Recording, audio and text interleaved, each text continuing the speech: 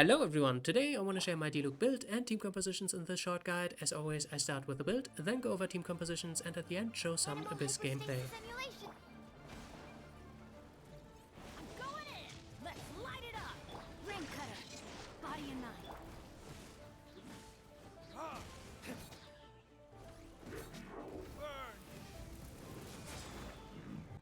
Diluc, or Diluc, however it's pronounced. When the game first released, it felt like the whole world revolves around this character, but with all the new characters released up to this point, he has fallen out of the meta big time. Anyway, I still think he's usable, so in case you want to build him, let's get on with it. And it's a pretty standard main DPS build, just high attack, crit rate, crit damage, in his case obviously pyro damage bonus, and you can build around 200% elemental mastery to increase his vaporized damage. He doesn't really need energy recharge, his elemental burst skill is really cheap, if you have a little bit it's not the end of the world though. As for talents, honestly there isn't a very strong priority here, so you kind of need everything and you probably should level everything up equally. His Constellations, I think they're actually really good. A lot of extra damage and attack speed, which is actually quite good for this character because let's be honest, at Constellation 0 he feels kind of slow. In particular, I want to highlight Constellation 2, which gives him extra attack and attack speed when getting hit, which makes it really easy to play this character because you don't even need to worry about dodging, you want to get hit. And if you have this, I think he's actually quite competitive with other Constellation 0 characters who kind of stole his spotlight. As for weapon options, the best free-to-play option is the prototype Archaic.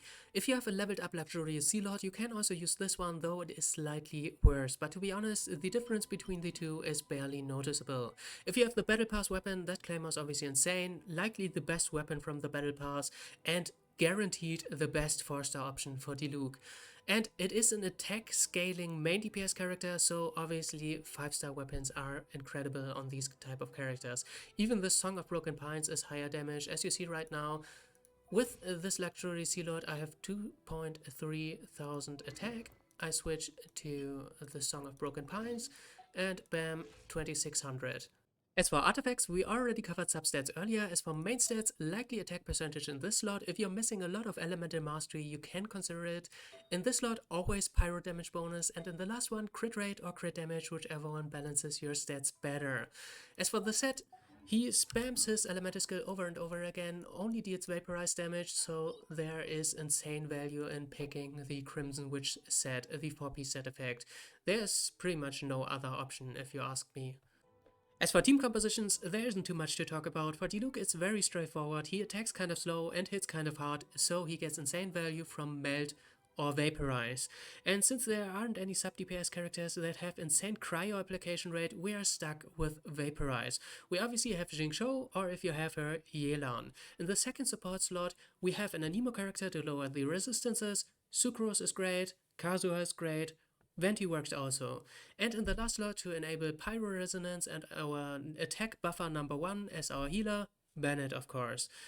Diluc, like I said earlier, is also kind of power crapped, so if you want to play him efficiently, this is it. And now for the showcase. For this character, rotations are actually kind of important, but it's nothing too complicated. You activate the Elemental Burst skill to get the normal attack Pyro Infusion, and then you alternate between Elemental skill and normal attacks.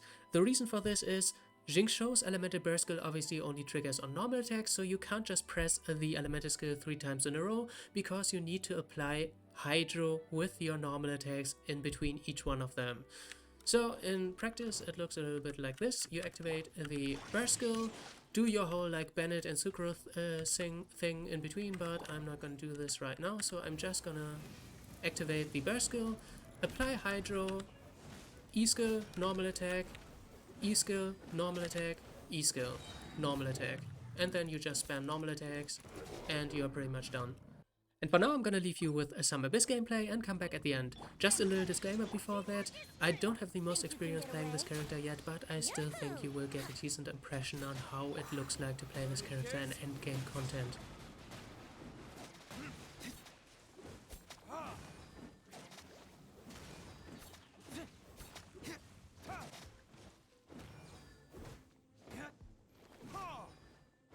Here we go! Witness the power of Fu. Time for takeoff. Let's play.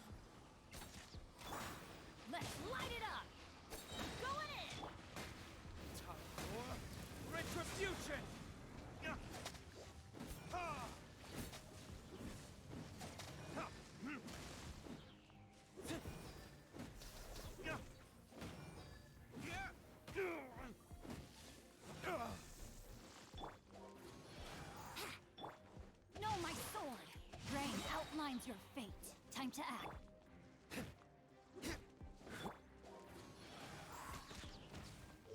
Ring cutter.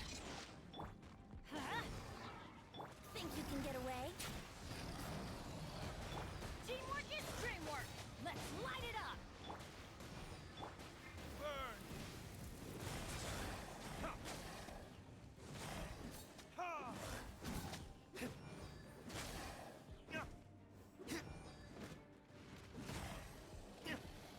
Here we go. No, my sword. Rain outlines your fate. Witness the power of Google. I'm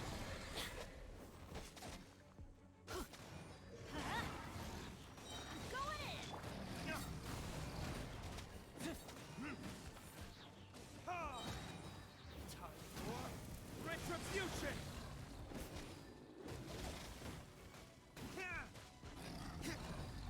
Alright, we made it to the end. I hope this was somewhat inspiring for your own bits. And I know I said a few times that he's power crept and all that, but I honestly think he is still usable, unlike a certain other cryo character who is also part of the 5 standard 5-star units. And if you want my opinion on non-combat related stuff, I think out of all the dudes, he is actually the coolest. Anyway, that's it. Stay tuned for more videos. Until then, have fun and bye bye.